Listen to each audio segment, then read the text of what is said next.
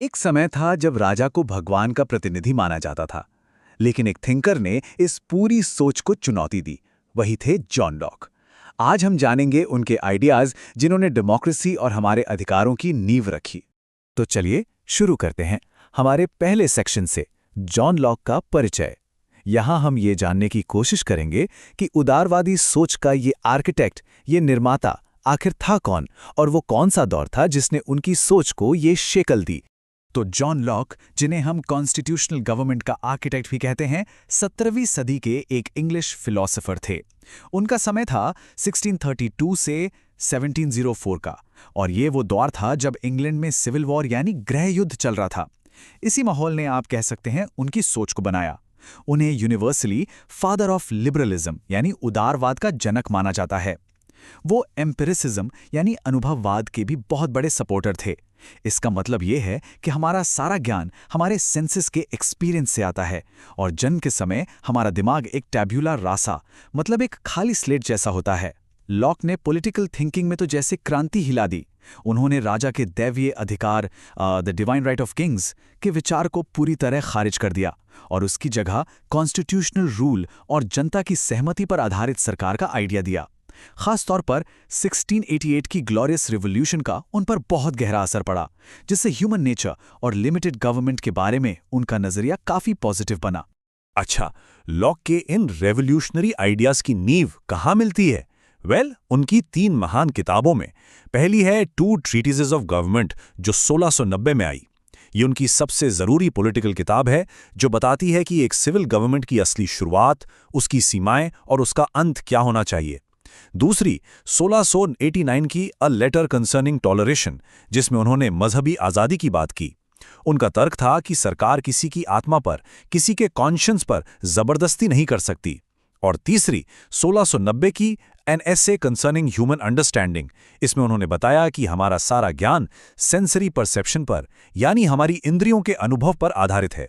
और एक बहुत जरूरी बात, टू ट्रीटिसेस में पहली किताब सर रॉबर्ट फिल्मर के डिवाइन राइट के सिद्धांत पर सीधा हमला करती है, जबकि दूसरी किताब होब्स के एब्सोल्यूट रूल के विचार को चुनौती देती है। तो अब हम लॉक के जीवन और उनके समय को थोड़ा समझ गए हैं। तो चलिए अब उनकी फिलॉसफी के एकदम कोर में चलते हैं, द स्टेट ऑफ नेचर। ये वो कॉन्सेप्ट है जो बताता है कि सरकार या किसी भी पॉलिटिकल सिस्टम के बनने से पहले इंसानी जिंदगी कैसी थी। देखिए, ये समझना बहुत ज़रूरी है, क्योंकि इसी से तो ये पता चलेगा कि हमें सरकार की ज़रूरत पड़ी ही क्यों। सरकार की ज़रूरत क्यों है, इसे समझने के लिए हमें पहले ये जानना होगा कि लॉक के हिसाब से इंसान का स्वभाव कैसा है। उनका नज़रिया एक और थिंकर थॉमस हॉब्स से एकदम अलग था। लॉक का मानना था कि इंसान नेचुरली तर्कसंगत और नैतिक होते हैं, वे सहयोग और शांति के लिए केपेबल हैं। वहीं दूसरी तरफ हॉब्स इंसान को एंटी सोशल, डरा हुआ और आक्रामक इच्छाओं वाला मानते थे। हॉब्स के लिए नेचुरल स्टेट एक जंग की हालत थी, जबकि लॉक के लिए ये शांति और सहयोग की हालत थी। यहाँ सबसे जरूरी बात यह है कि लॉक का मानना था कि रीजन यानी विवेक हर इंसान को सिखाता है कि कोई भी दूसरे की लाइफ, हेल्थ, लिबर्टी या प्रॉपर्टी को नुकसान न पहुंचाए। तो लॉक के अनुसार सरकार के बिना ये स्टेट ऑफ नेचर था कैसा? सोचिए, ये पूरी आज़ादी और बराबरी की स्टेट थी, लेकिन ये मनमानी करने की आज़ादी नहीं थी। ये नेचुरल लॉ यानी कुदरती कानून से चलती थी, जिसे इंसान अपने विवेक से समझ सकता था। ये शांति की हालत थी, जंग की नहीं। लेकिन इस परफेक्ट साउंडिंग स्टेट में भी 3 बड़ी दिक्कतें थीं, इनकन्वीनियंसेस, जैसा लॉक कहते हैं। पहली, कोई सेटल्ड और नोन लॉ नहीं था जिसे सब माने। दूसरी, झगड़ों को सुलझाने के लिए कोई इम्पार्शियल जज नहीं था। और तीसरी, नियमों को लागू करने के लिए कोई एग्जीक्यूटिव पावर नहीं थी। बस यही वो 3 कमियां थीं जिन्हें दूर करने के लिए सरकार की जरूरत पड़ी। और हाँ, लॉक के लिए state of nature pre political था, राजनीति से पहले का, पर प्री सोशल नहीं था। समाज तो सरकार के बिना भी मौजूद था। तो स्टेट ऑफ नेचर की उन 3 कमियों को दूर करने के लिए ही तो सरकार बनाई जाती है। लेकिन एक मिनट, सरकार बनाने से पहले भी इंसानों के पास कुछ ऐसे अधिकार होते हैं जिन्हें कोई छीन नहीं सकता। इन्हें लॉक ने नेचुरल राइट्स कहा, और यही है हमारा अगला सेक्शन। लॉक का मानना था कि हर इंसान को जन्म से ही 3 फंडामेंटल, मतलब इनएलिएनेबल अधिकार मिलते हैं, इन्हें कोई छीन नहीं सकता। ये हैं life, liberty and property. Life का अधिकार सिर्फ खुद को जिंदा रखने का नहीं, बल्कि पूरी इंसानियत की रक्षा का भी कर्तव्य है। लिबर्टी का मतलब है नेचुरल लॉ की हदों में रहकर किसी दूसरे से पूछे बिना काम करने की आज़ादी। और प्रॉपर्टी, ये सबसे ज़रूरी अधिकार है, और लॉक अक्सर इन तीनों अधिकारों को एक साथ बताने के लिए इसी शब्द का इस्तेमाल करते थे। ये अधिकार नेचुरल हैं, ईश्वर ने दिए हैं और किसी भी सरकार के बनने से पहले से मौजूद हैं। असल में देखा जाए तो सरकार का तो एकमात्र मकसद ही इन अधिकारों की रक्षा करना है। इन 3 अधिकारों में प्रॉपर्टी का अधिकार लॉक के लिए बहुत बहुत जरूरी था। लेकिन सवाल यह है कि यह प्राइवेट प्रॉपर्टी बनती कैसे है। इसे समझाने के लिए उन्होंने दी लेबर थ्योरी ऑफ प्रॉपर्टी। उनका लॉजिक बड़ा सिंपल था। ईश्वर ने धरती को पूरी मानवता के लिए कॉमन रूप से दिया है, लेकिन जब कोई इंसान अपना श्रम, अपनी मेहनत, जो कि उसकी अपनी है, प्रकृति के किसी चीज में मिलाता है, मान लीजिए जंगल से एक सेब तोड़ता है, तो वो सेब उसकी प्राइवेट प्रॉपर्टी बन जाता है।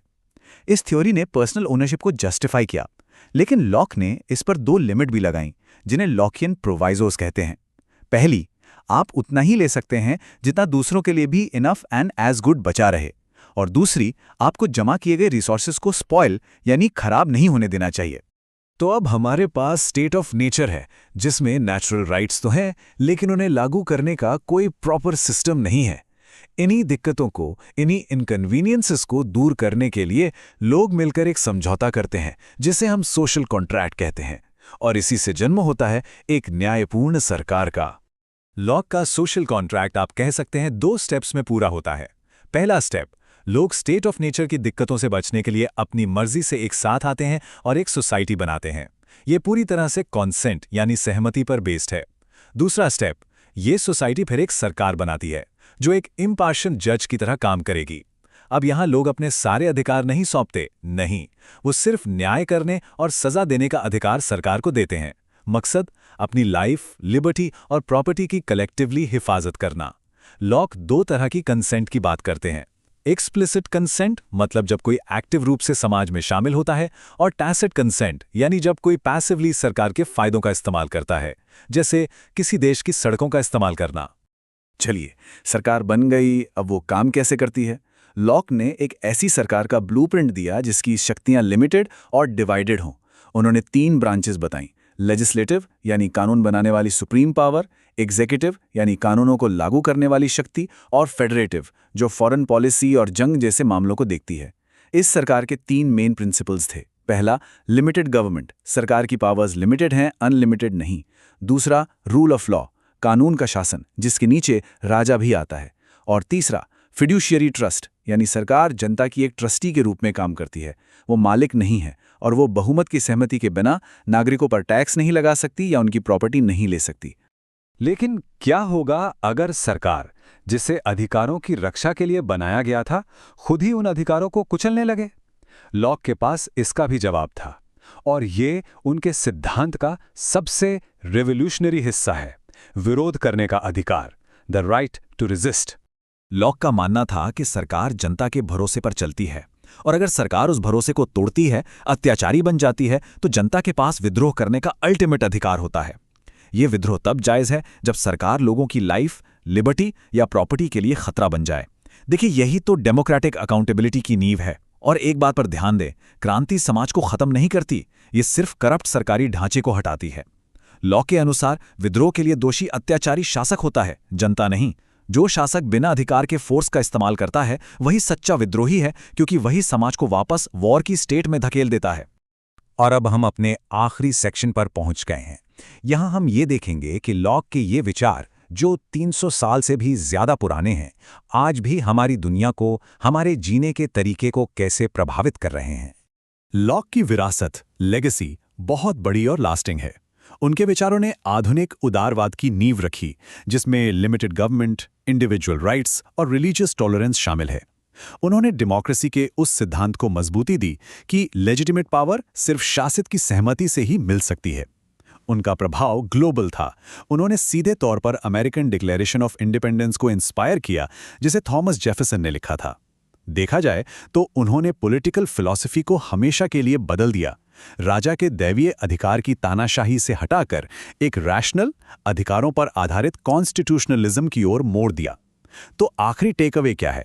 यही कि लॉक के दर्शन ने राजनीति का फोकस राज्य की शक्ति से हटाकर व्यक्ति की सुरक्षा पर केंद्रित कर दिया। और यही उनकी सबसे बड़ी देन है। तो अंत में सवाल ये बचता है कि आज की दुनिया में जहां सरकारें लगातार ज्यादा शक्तिशाली होती जा रही हैं, हम एक व्यक्ति के अधिकारों और राज्य की शक्ति के बीच सही संतुलन कैसे बना सकते हैं? ये वो सवाल है जो जॉन लॉक ने हमारे लिए छोड़ा है। देखने के लिए धन्यवाद और वीडियो के लिए लाइक और सब्सक्राइब करें।